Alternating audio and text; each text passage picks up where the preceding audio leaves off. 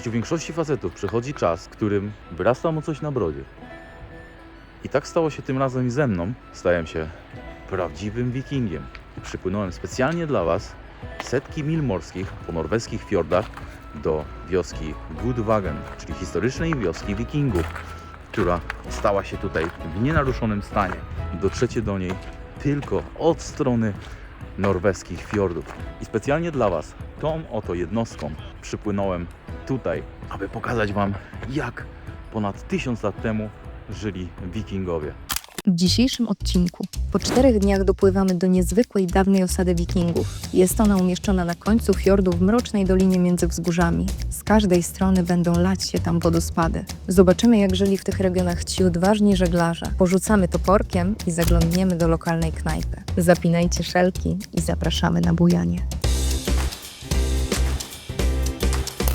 Tutaj, słuchajcie, jest taka tajemnicza jaskółka, o której się właśnie dowiedziałem, która mnie bardzo interesuje. To są takie różne smakołyki, jakieś ciasteczka. Ja staram się nie jeść takich rzeczy, no ale cholera jasna. No jak można na rejsie nie spróbować jakiejś czekolady? O, kakaowa, kokos. Cholera, nie no, muszę to otworzyć. Pierdzielę. Słuchajcie, do wioski wikingów zostało nam jeszcze 3 godziny. No widoki, jak widzieliście, cały czas są spektakularne, no ale jednak jeszcze 3 godziny. A jutro, wyobraźcie sobie, że czeka nas, poinformował nas o tym kapitan, czeka nas 16 godzin płynięcia non-stop jachtem, co oznacza, że będziemy płynąć w nocy. Będzie nocna wachta. I to mi się bardzo, bardzo podoba. Jest jeszcze jedna rzecz, której tutaj nie widzieliśmy, która jest charakterystyczna dla północy Europy, której tutaj nie widzieliśmy. Są to zorze polarne. Mam nadzieję, że jeszcze dane nam będzie je tutaj zobaczyć. Może akurat właśnie dzisiaj w nocy. Trzymajcie za to kciuki. Tutaj chciałem Wam jeszcze pokazać coś odnośnie wyposażenia jachtu, a jednym z takich urządzeń jest tak zwany bossak. To jest to urządzenie zakończone takim wichajstrem, jak to mówiła moja babcia Zosia. I on pozwala przede wszystkim do podbierania lin, cum z wody. Widzicie, dzięki temu łatwo zahaczyć w jedną, drugą stronę linę z wody i wyciągnąć coś z wody, na przykład koło ratunkowe. On już jest wyciągany, czyli on jest dłuższy, aniżeli tutaj widzicie. I on służy również do awaryjnego odbijania się od jakichś elementów na wodzie albo odbijania tych elementów. Gdyby płynęła jakaś kłoda, no to właśnie taki bossak służy do awaryjnego odepchnięcia takiego elementu. Powinno się mieć na pokładzie taki bossak. No oprócz tego tutaj jest jeszcze taka szczota do czyszczenia szybkiego jachtu z jakichś nieczystości. No oprócz tego zobaczcie, tutaj kapitan zabezpieczył jeszcze bardziej solidnie to okienko, które pękło i teraz woda raczej nie będzie się przez niego przedostawać. Przez to, że słońce zaszło, no to się zrobiło zimno, ale dobry żeglarz jest zawsze przygotowany. Zawsze warto mieć tutaj na szyi taką chustę, którą jesteście w stanie się zabezpieczyć, bo naprawdę no, zimny wiatr, brak słońca jest w stanie bardzo szybko zaziębić. A tutaj zobaczcie, duży wycieczkowiec płynie tutaj z tego lewego rozwidlenia fiordu, a my akurat wpływamy tutaj w ten prawy i jesteśmy podekscytowani, dlatego że będzie tutaj bardzo wąsko. Będzie to najwęższe rozwidlenie fiordu do tej pory, no co spotęguje efekty i wrażenie. Teraz już tutaj czuć falę. Nie wiem, czy to jest od tego wycieczkowca, czy z jakiejś innej przyczyny, ale oczywiście lekkie fale się zrobiły. No, z takiej perspektywy masztowej, że tak powiem, jeszcze Wam się nie pokazywałem.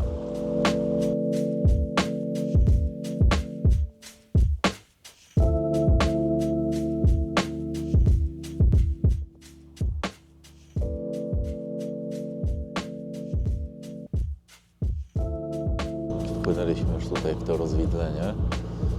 Zobaczcie, no jest to niewątpliwie mega spektakularne. No i tutaj jest 200-300 metrów głębokości.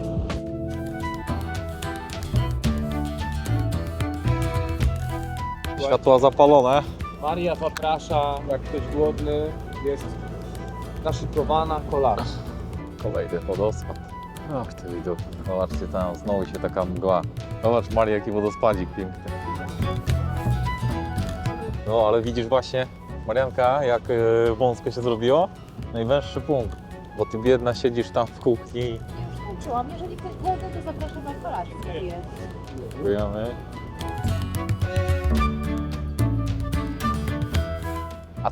A co zostało przygotowane, żeby mnie zachęcić bardziej? Jest zimna płyta. Zimna płyta? A, zimna płyta, w sensie nie ma kuchenki gazowej, no bo zabrakło nam gazu. O, ale niesamowite są te zbocze, jak w Tajlandii, jak w Awatarze. I już się szykuje mgła oddali na to, żeby nas przywitać. Zostaliśmy do kambuzu zaproszeni na kolację i kolacja została zrobiona. O, jaka pyszna sałateczka.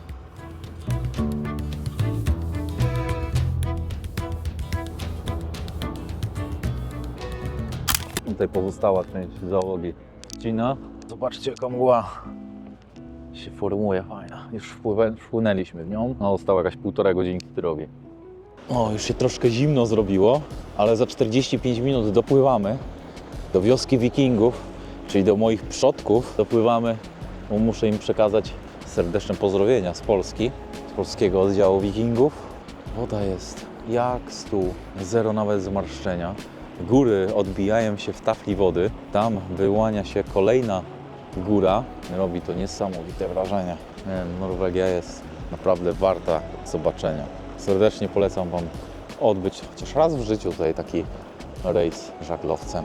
Czy to chociażby wycieczkowcem, ale zdecydowanie bardziej preferuję żagle. No, oczywiście widzicie, że nam się przytrafiła mała liczba okazji na pływanie na żaglach, ale może jeszcze jutro to się przydarzy. Tutaj zobaczcie, mamy taką bramę, pomiędzy którą przepływamy. Tutaj jest jeden punkt i drugi punkt na prawo. Musimy przepłynąć pomiędzy. Skręcamy teraz w lewo. Idziemy na początek jachtu. Tutaj przecież jest miejsce Leonardo DiCaprio i Kate Winslet. Tylko gdzie jest Kate? Tutaj aż tak zimna woda nie jest, żeby Jack zamarzł. Widzicie, jak tutaj te góry odbijają się w tafli wody? No przecież to jest tak spektakularne. Płyniemy do celu. Zostało nam jakieś 30 minut. Widoki są jak zawsze spektakularne. Wiecie, po czasie już człowiek zaczyna się troszkę nudzić. Znaczy nudzić może nie, ale no już jest 30 wodospad pod rząd. Nie robi takiego wrażenia jak ten pierwszy. Zawsze tak jest, ale dalej cieszy to oko. A ja chciałem powiedzieć o tym, żebyście nosili merynosy, czyli odzież z merynosa, szczególnie na jachtach, na żaglówkach, podczas nie tylko takich podróży w północne rejony, gdzie jest zimniej, ale również ciepłe kraje, dlatego że merynos ma właściwości ocieplające, ale również chłodzące. Dodatkowo odprowadza dobrze wilgoć i po nawet tygodniu noszenia odzieży z merynosa praktycznie, powiem delikatnie, jest bezzapachowy, więc polecam odzież. Ja praktycznie od stóp do głów jestem ubrany w merynosa i jest to fantastyczna odzież, która sprawdza mi się w każdych warunkach i w górach, i nawet w ciepłych krajach. Miałem ją też na Seszelach, ponieważ latem chłodzi, a zimą ociepla. Jest genialna właściwość. Dodatkowo jest bardzo miła w dotyku i mega cienka, więc to nie jest gruba wełna drapiąca, która zabiera też dużo miejsca w bagażu. Jest cienka i bardzo wygodna. Oczywiście jest jedno ale, jeden minus. Jaki? Dobrze wiecie.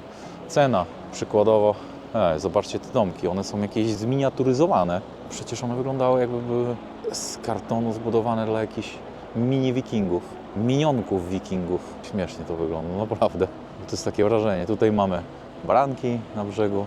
O, i tutaj jest znowu oznaczenie szlaku żeglownego.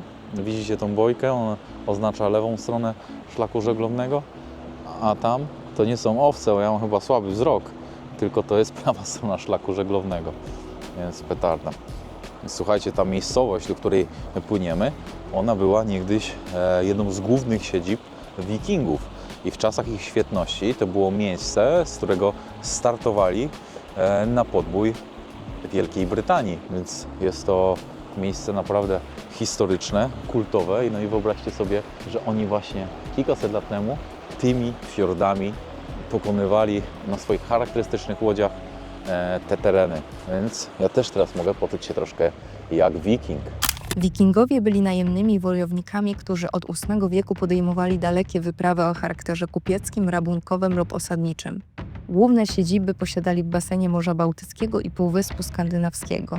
Organizatorami wypraw do krajów Europy Zachodniej byli m.in. Normanowie duńscy i norwescy, a także mieszkańcy dzisiejszej Szwecji Południowej. Normanowie skandynawscy organizowali wyprawy do krajów położonych na wschód i południe od ich ojczyzny. Docierali do Bułgarii Kamskiej, Rusi Kijowskiej, Bizancjum, a nawet Kalifatu Bagdadzkiego. Wikingowie dotarli też do Ameryki Północnej niedługo przed Kolumbem. Dopłynęli do Półwyspu Labrador. Obecnie jest to wschodnie wybrzeże Kanady. Tak, wracając jeszcze do tych merynosów, wybaczcie, że je tak zachwalam, ale to jest bardzo częste wśród żeglarzy, że noszą odzież z merynosów, dlatego że ma tak fantastyczne właściwości. A jeżeli chodzi o ceny, no to rzeczywiście nie jest tutaj kolorowo. No przykładowo, nie wiem, czapka kosztuje jakieś 300-400 zł. Rękawiczki z merynosa no to jest koszt około 500 zł. Skarpetki, jedna para, to jest koszt około 80-120 zł. Bielizna z merynosa to jest koszt jakiś 200 zł. Koszulki, spodnie i tak dalej, no to są już koszty powyżej 400 zł. Ale naprawdę warto wydać te pieniądze, dlatego że po pierwsze ta odzież starczy Wam na lata, po drugie na takie wyprawy będziecie ją tylko nosić, bo ona się sprawdza doskonale. Uważajcie tylko na to, aby czasem ich nie wyprać w wysokiej temperaturze, dlatego że mają tendencję do kurczenia się. Wybaczcie, że opowiadam o praniu w takim momencie, kiedy tutaj mamy tak malowniczą miejscowość. Widzicie ten kościółek w takim miejscu? Wiadomo, to każdy albo każda kobieta oglądająca ten vlog chciałaby przy tym kościółku uczynić. Chciałaby dać 20 zł na tacę. Tutaj mamy kolejną tyczkę zieloną, wyznaczającą szlak żeglowny. Ale jest pięknie. Zobaczcie na tą miejscowość.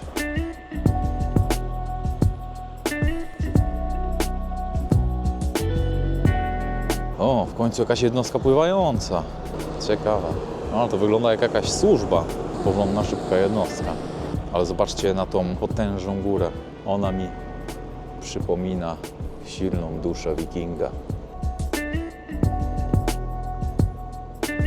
O, teraz rzuci fala od tej motorówki. Widzicie, lekko się giwamy. Ale to jest tak piękna tafla. Widzicie, jak ona chodzi? O matko. Jakie to jest cudowne. Jakie kocham wodę. Ja bym mógł w wodzie siedzieć po prostu 24 godziny na dobę. Może ja byłem Kevinem Costnerem w wodnym świecie, ale uwielbiam to. Dajcie znać, czy Wy też macie taką schizę na punkcie wody, na punkcie żeglugi. Jeżeli na punkcie wody, no to zapewniam Was, że żeglowanie to jest hobby dla Was. Tutaj widzieliście właśnie zielone światło nawigacyjne, które umieszczone jest na naszej prawej burcie. A tutaj domyślacie się, co zobaczycie na naszej lewej burcie? Tak jest. Czerwone światło nawigacyjne. No i standardowo, ale to już wiecie, białe nawigacyjne światło na naszym maszcie. Mamy 3 punkty świetlne, aby statki w oddali nas widziały. Za 15 minut dobijamy do portu. Tam nasz kapitan sprawdza locję, port, jak to wygląda, z której strony będziemy burtą podchodzić. Może to być nie do sprawdzenia i będziemy musieli zweryfikować dopiero po zobaczeniu portu, ale czasami jesteśmy w stanie to wydedukować. Tunel drogowy, tak blisko wody. Wow, właśnie wpływamy w mgłę wikingów. A to jest miejscowość, której kilkaset lat temu wypływali wikingowie, więc od razu zrobiło się mega mrocznie. Klimacik jest. Właśnie teraz już podpływamy do portu, do naszej wioski wikingów. Tuż przed wypłynięciem mamy tutaj taką bramkę, którą otwieramy, więc w tej chwili już tutaj jest wolny przedział po to, żeby łatwo zeskoczyć na keję. Ale trzeba być ostrożnym, bo przy tych szybkich pracach można się zapatrzeć, oprzeć tutaj o te relingi, do których jesteśmy przyzwyczajeni i wypaść, więc trzeba na to uważać. Ale zobaczcie, jaka klimatyczna miejscowość. Ho, ho, ho, ho, ho, ho. Wyobraźcie sobie, że ci wikingowie z tymi wąsami, z tymi długimi brodami kilkaset lat temu właśnie ho, ho, ho, ho, wypływali tutaj z tego portu, z tej mariny, a w tej chwili ich już zupełnie nie słychać. Zostało tylko wspomnień. Ja tym razem będę wykonywał funkcję tak zwanego desantu. Zostałem przydzielony przez kapitana do funkcji desantu. Desant oznacza osobę, która jako pierwsza zeskakuje na keję. Na dziobie, czyli tam wcześniej, gdzie ja byłem, funkcję cumy dziobowej pełni Czarek.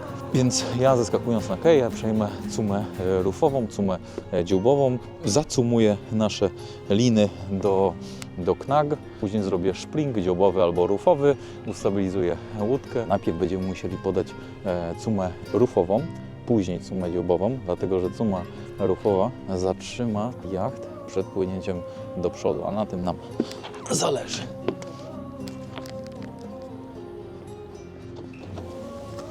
Zacznij za tą dobę i daj mi tu. Jasne. Wiesz co, najpierw dobijemy, potem będziemy się zastanawiać.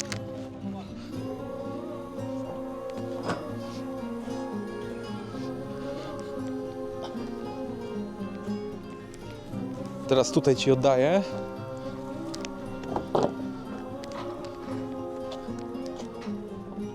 Okej, tylko musisz też dołem znowu, no.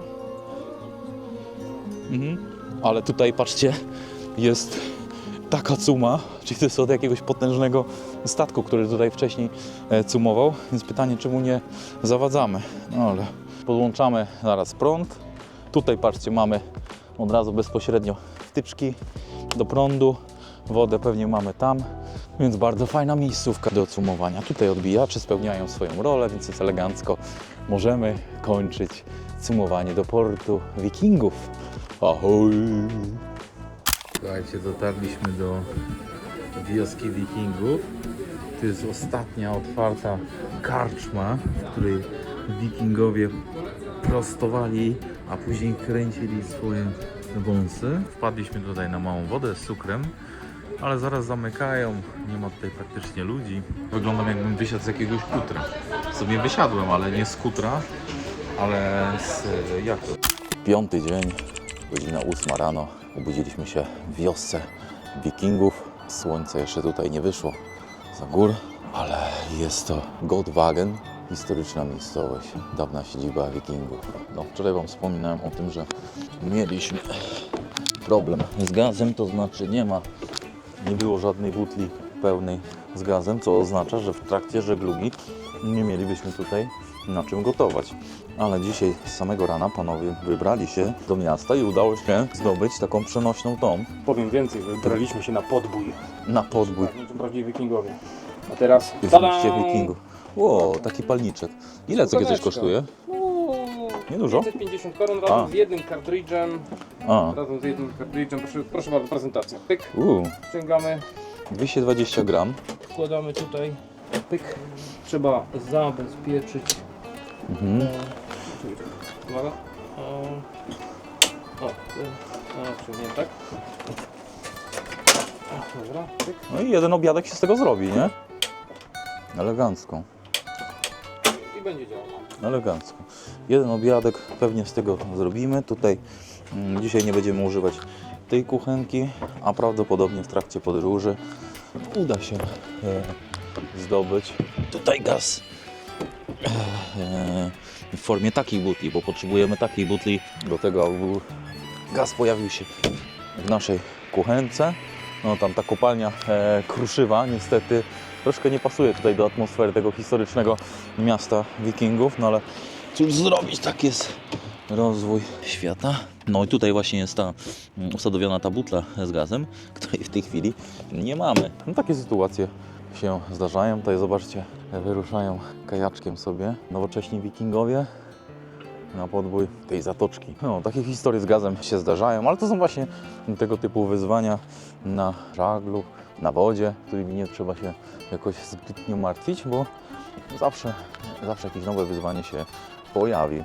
Tam zobaczcie, ci Wikingowie to żyli pomiędzy skałami, z których wydobywa się raz, dwa, trzy, cztery, pięć, sześć, 7 wodospadów, więc niezła lokalizacja. Osadę otacza kilkanaście wodospadów. Jeden z nich, Kielfosen, to jeden z najwyższych wodospadów na świecie. Osiągający wysokość 755 metrów uplasował się na 18. miejscu na świecie. Wodospady robią piorunujące wrażenie i potęgują atmosferę lekkiej grozy, przypominającej czasy, w których żyli tu prawdziwi Wikingowie. Tak jak wspominałem, no, na żaglowcu, na wodzie Gdy jesteśmy odcięci od lądu, mogą się zdarzać różne sytuacje. Trzeba być na wszystko przygotowanym i też podchodzić do tego z dystansem. No, zawsze znajdzie się jakieś rozwiązanie. Mamy suchy prowiant w razie czego, więc jesteśmy w stanie spokojnie 3-4 dni przeżyć. No ale wiadomo, że zawsze fajnie jest zjeść coś na ciepło.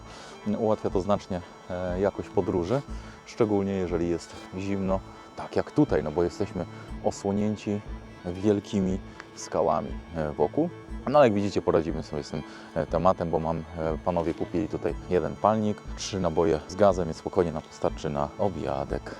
Tam jest karczma, w której właśnie wczoraj byliśmy po przepłynięciu około godziny 22, a to co było słychać w tle, no to niestety cywilizacja, jakaś kopalnia kruszywa. Tutaj widzicie tiry. Tutaj mamy jeszcze plażę z bardzo przezroczystą wodą. Jesteśmy jedynym jachtem, który tutaj zacumował do portu. Jest tak historyczne, tak ważne miejsce dla wikingów i dla samych Norwegów, a nie ma tutaj znowu nikogo. Tuż obok jest właśnie wioska wikingów. Fajne jest to, że tutaj te dachy są takie porośnięte. Tam widać wnętrza tej wioski wikingów. Ona jest bardzo mała, ale podobno zachowane są oryginalne elementy tej wioski wikingów, która była tutaj siedzibą około 1000 lat temu. Maria już zeszła z jachtu i leci do Pawła, bo Paweł tutaj potrzebuje zrobić szybko zakupy według wczorajszej inwentaryzacji, więc lecą do pobliskiego sklepu, żeby uzupełnić braki. No a później idziemy właśnie tutaj do tego miasteczka wikingów. To miasto wikingów nazywa się Godwagen. Ciekawostką jest to, że między innymi w tym miejscu był rozgrywany serial Wikingowie z Netflixa, czyli była to oryginalna sceneria miejsca, w którym 1000 lat temu wikingowie urzędowali. Więc jest to niesamowite miejsce i sceneria filmowa. No ale jak sami widzicie, to aż się prosi o to, żeby nagrać film. Ja czytałem troszkę o tej miejscowości i w pewnym momencie chciano mocno rozbudować to miasteczko, ale no niestety nie pozwalają na to warunki geograficzne, bo jak widzicie, tu jest ściana skał z lewej strony, ściana skał z prawej strony, jest również ograniczona wodospadami, wodą z tej strony. Tam już to jest niewielka dolina, rzeka, tutaj jest most, więc no nie ma się w którą stronę rozbudowywać, ale właśnie niezbyt podoba mi się tutaj to wejście. Jak przypływamy z portu, no to pierwszym miejscem, które widzimy, to jest tak, po pierwsze tunel samochodowy, którym śmigają tiry, a tutaj wielki parking właśnie dla tirów, busów, turystów. Co prawda jest tutaj fajna infrastruktura, bo zaraz przy porcie są toalety, prysznice, tutaj w tym domku obrośniętym trawą na dachu. No i to jakiś klimat tworzy. Tam w oddali widzicie właśnie część tej wioski wikingów, do której będziemy za chwilę szli, bo ona jest tutaj, dokładnie tutaj. Otwierana jest o 10, więc musimy troszkę poczekać. Akurat jest czas właśnie na zrobienie zakupów. No ale wyobrażamy sobie to troszkę inaczej tutaj na początku. No zobaczcie, to jest ta miejscowość Gudwagen. Znajduje się tutaj. Widać, że można też pociągiem tutaj dojechać. Nasz sternik Paweł z Marią poszli tutaj do tego sklepu robić update zakupowy. No nie podoba mi się ta opcja z tymi tunelami, z tymi parkingami, z spalinami. No co mam powiedzieć? Wolałbym, żeby tutaj były same takie domki właśnie wikingów, które tutaj w tej chwili widzicie, a nie ta infrastruktura. No ale może jest to potrzebne po to, żeby tutaj nie stawać byle gdzie. W jakiś taki niezorganizowany sposób. Może wcześniej z tym związany był jeden wielki chaos, a teraz jest to bardziej uporządkowane. Tutaj zobaczcie, jest taki hotel, w którym zresztą tutaj wczoraj też urzędowaliśmy. Czyli można sobie wykupić nocleg w takim fantastycznym miejscu. No i tutaj klimacik jest jak najbardziej w porządku. Tutaj właśnie za tą roślinnością jest wioska wikingów, do której zaraz zmierzamy. Leons Allee. No i tam gdzieś się czai ta wioseczka. Za chwilę będziemy do niej zmierzać. Tutaj jeszcze zbudowali plac zabaw. Maria z Pawłem i z Czarkiem zrobili już zakupy i właśnie w tej chwili noszą je na pokład.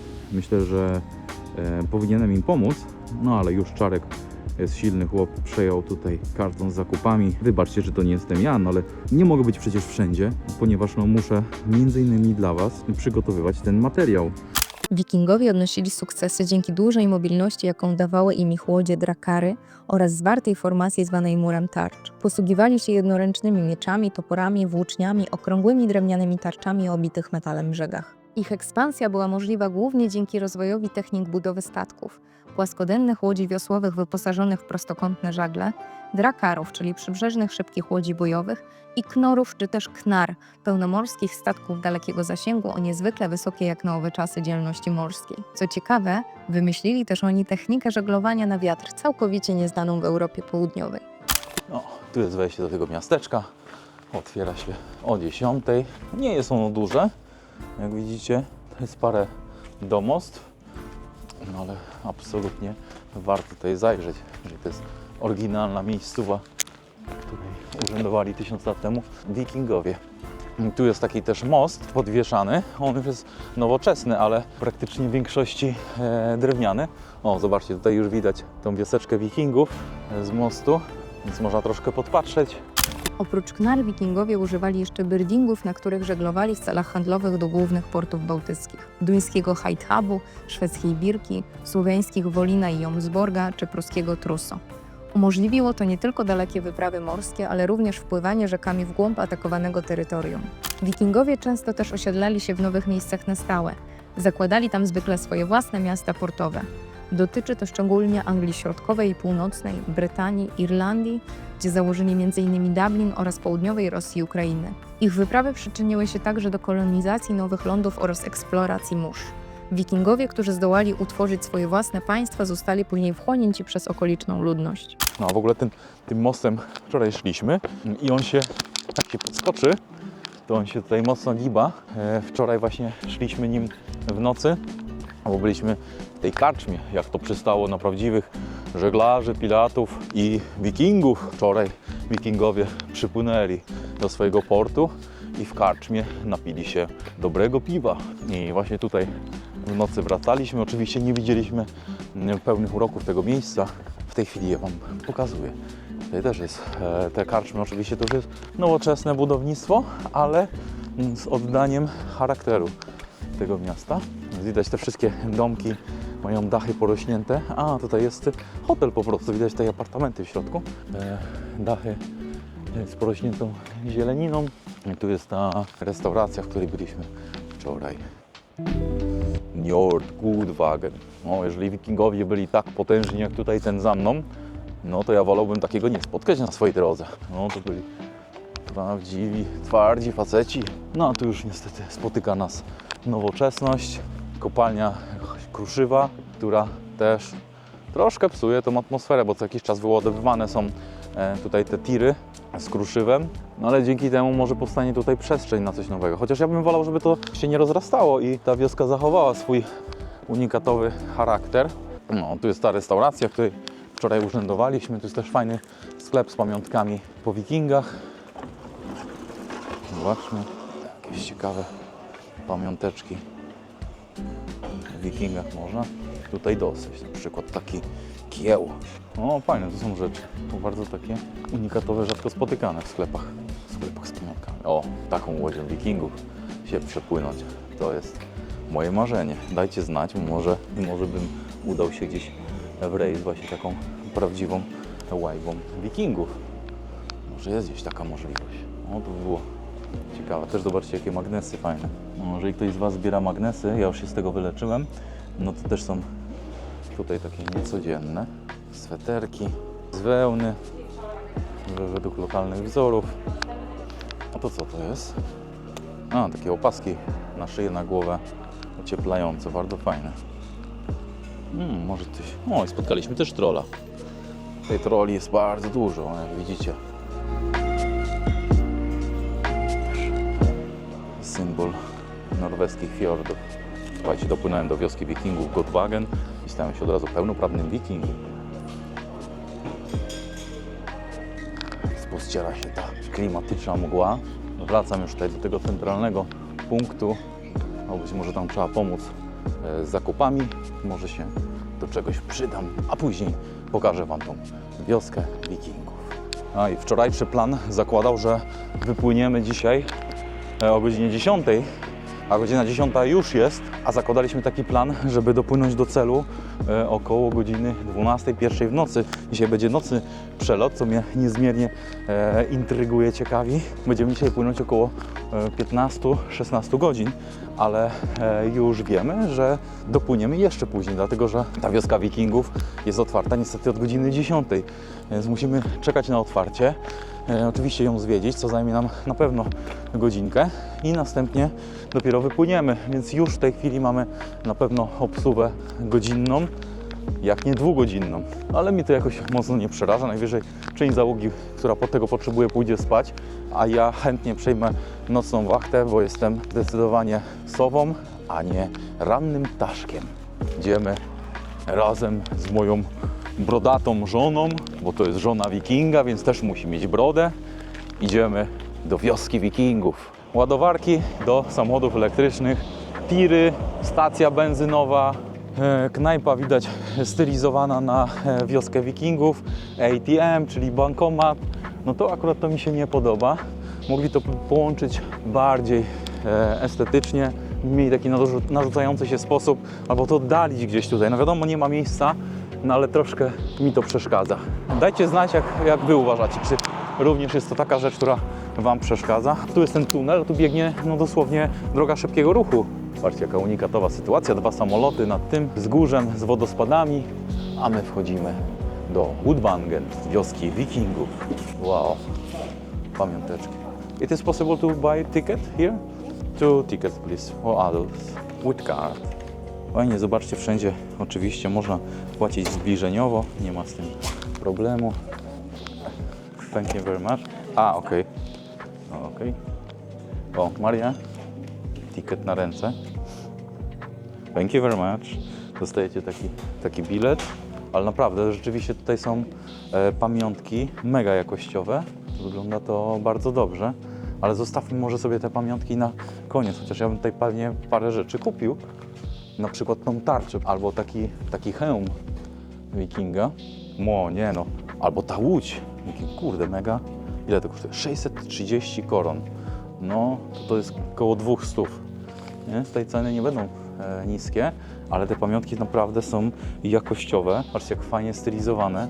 Jakaś kasetka, tak? A nie, to jest plansza do gry w szachy. Książki. Wow, ale patrz, jakie nożyczki. O wow, no to ja już mam prezent. Rzeczywiście dla rodziny. Wow, stylizowane. To akurat będzie pasować do ich już paczek i kajdany, zobaczcie. No, to są rogi do picia, rzeczywiście. Zupełnie. No, leci. No to w kawkę na pokładzie się napijesz. Dobra, no to lecimy do wioski Wikingów. Wow, ale klimacik. Zobaczcie, ty nas przywitali pierwotni ludzie. Ale czad. Hello. Hello. O nie, cofnęliśmy się w czasie. Zobacz, tutaj, co oni robią? Pieką chleb. Ale czad, ja myślałem, że tu będzie bardziej taka sucha wystawa, a tutaj są jeszcze ludzie. Tak spali wikingowie? Na takich łóżkach? No nieźle. Fajnie jest ten klimacik oddany. Wow. Czy ja wziąłem udział w planie filmu Wikingowie z Netflixa? Tak, oglądajcie najnowsze odcinki Jachtomaniaka. Specjalnie dla Was przypłynąłem do historycznej wioski Wikingów w Norwegii. Gudvangen to niewielka miejscowość w Norwegii położona na końcu jednego z najwęższych fiordów świata wpisanego na listę Światowego Dziedzictwa UNESCO. Nazwa miejscowości oznacza pole bogów, co nawiązuje do dawnych wierzeń nordyckich. Została stworzona na podobieństwo dawnych siedzib norweskich wikingów. W przeciwieństwie do oryginalnej osady wikingów na wyspie Wolin, osada wikingów w Gudvangen to replika. Nie jest skansenem, ale za to interaktywnym miejscem, w którym można zobaczyć codzienne życie wikingów, warsztaty rzemieślnicze, pokazy walk oraz posłuchać legend skandynawskich. To świetne miejsce dla osób zainteresowanych historią oraz rodzin z dziećmi. Zarówno to wczorajsze Muzeum Lodowca, jak i to historyczna osada Wikingów, no jest rewelacja. Zobaczcie, ten pan oryginalnie chodzi, to jest pan z tamtych czasów. I tu drugi pan. Oni nie są nowożytnymi ludźmi, oni są ludźmi z tamtych czasów i gotowali w takich oto kotłach obiady. Tam jeszcze jest ten wodospad nad wioską Wikingów, rewelacja. Dzień dobry panu. A dzień dobry, dzień dobry. O, nawet historycznej wiosce Wikingów można spotkać Polaków. No to jest po prostu niesamowite. Słyszeliście? W każdej wiosce do tej pory spotkaliśmy Polaków. Wow! Niesamowite. Weź jeszcze tą tarczę i ten miecz. A tu spotkałem takiego wikinga. Wiking Mariangund. Niesamowita jest ta wioska. Ale klimat tamtych czasów jest oddany niesamowicie. Rewelacja. Nie jest to Muzeum Powstania Warszawskiego, ale jest dobrze. Wow. Tam się przechadzają. W osadzie znaleźć można domostwa, kuźnie i miejsca święta. Łącznie 18 budynków. Do budowy wykorzystane zostały wyłącznie materiały, jakie budowniczym mogła dać otaczająca ich dolina. Drewno pochodzi z lasów, a dachówki i torf używane na dachach z nieużywanych już okolicznych budynków. Wszystkie gwoździe, zawiasy i zamki zostały wykonane przez kowala z osady. W życiu prawie każdego mężczyzny przychodzi czas, kiedy przykleja mu się coś do brody. I tak stało się też ze mną. Stałem się prawdziwym wikingiem, który specjalnie dla Was przemierzył setki mil morskich i dotarł do osady wikingów. Zapraszam Was do mojego nowego miejsca zamieszkania. Historycznej osady wikingów. Zapraszam do Norwegii. Jachtomaniak. Ho, ho, ho, ho, ho, ho. Ta historyczna wioska wikingów Gudvangen w Norwegii. Możecie się tutaj dostać jedynie po przepłynięciu setek mil morskich wzdłuż fiordów. O, jacyś nowożytni ludzie. Skąd oni się tutaj wzięli? Ja nie wiem. W tej historycznej wiosce możecie postrzelać z łuku, co w tej chwili robi mój kolega Czardgen. Czardgen jest fantastyczny. Koło niego przeszła i zaraz dojdzie do niego żona Mardgen i zobaczymy, czy upoluje świniaka. A ja w tej chwili przemierzam tutaj okolice i idę do mojej własnej osady, gdzie moja żona Mariandga rozpaliła już ogień i zaraz będziemy piec świniaka na tym ruszcie. Obiad! Ho, ho, ho, ho, ho, ho. Rewelacja, tam jest jeszcze... Tak, pewnie. No patrzcie.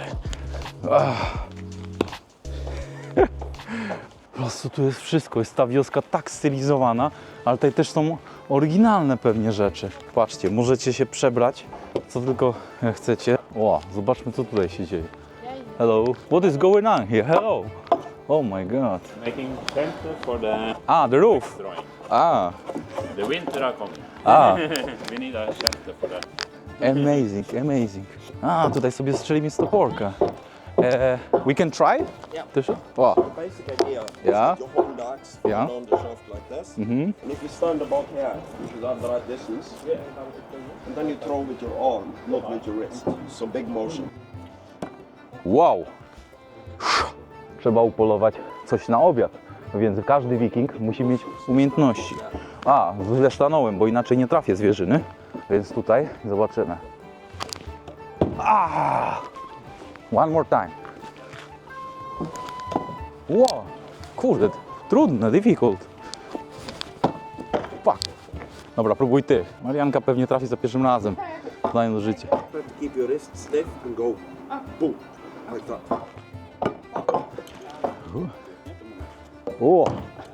Ale w każdej wiosce wikingów jest jakiś Polak. W każdej. I każdy musi mieć brodę. Okej, z Czech. I każdy musi mieć brodę. Zobaczcie, tutaj jest moja łódź też nagrana, którą przypłynąłem do wioski wikingów, więc możecie zobaczyć, jakimi jednostkami ja się tutaj z moimi ziomkami poruszam. Niesamowita wioska. Wow, wow, wow, wow. Koszt wejścia do tej osady to jest 60 albo 80 zł, więc to nie jest jakoś mega dużo.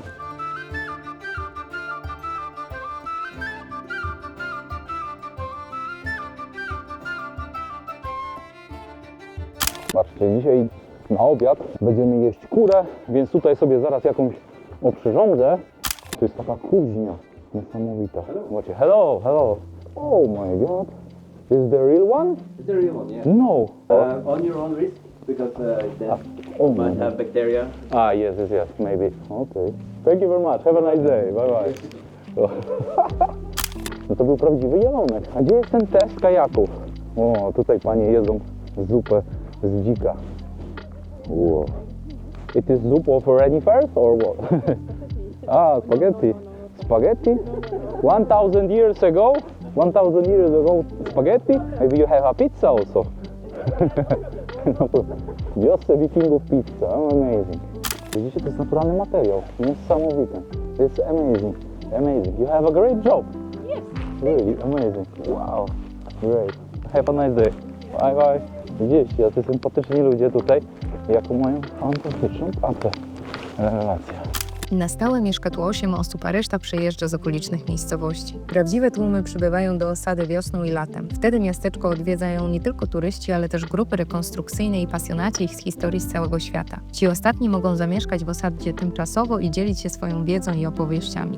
Na miejsce czeka się nawet kilka tygodni i obowiązują na nie zapisy. W osadzie może mieszkać naraz nawet 100 osób. Dla mnie ta osada była spektakularna. Jeżeli jesteście tutaj w tych okolicach, na norweskich fiordach, no to bez wątpienia warto się tutaj udać. No, niesamowite doświadczenie. A tutaj widać, że już mamy znowu kontakt z nowożytnością i zebrała się tutaj ekipa kajakarzy, którzy testują tutejsze kajaki. Też ciekawe doświadczenie w takich klimatach wikingowych. No nie, no rewelacyjne, można powiedzieć, muzeum historyczne. Nie zdążyłem doczytać, bo mieliśmy naprawdę mało czasu, nie zdążyłem doczytać, czy były tam elementy rzeczywiście historyczne, czy to była tylko rekonstrukcja, ale zrobimy to na jachcie, bo w tej chwili musimy się szykować już do wypłynięcia. Żegnamy się z wodospadami, żegnamy się z Gudvangen, z osadą rybacką i wypływamy. A w kolejnym odcinku przeżyję po raz pierwszy nocną wachtę i żeglowanie w ciemności, pobujam się na maszcie i zobaczymy pierwszą norweską platformę wiertniczą w drodze powrotnej do Bergen. Zapinajcie szelki i zapraszamy na bujanie.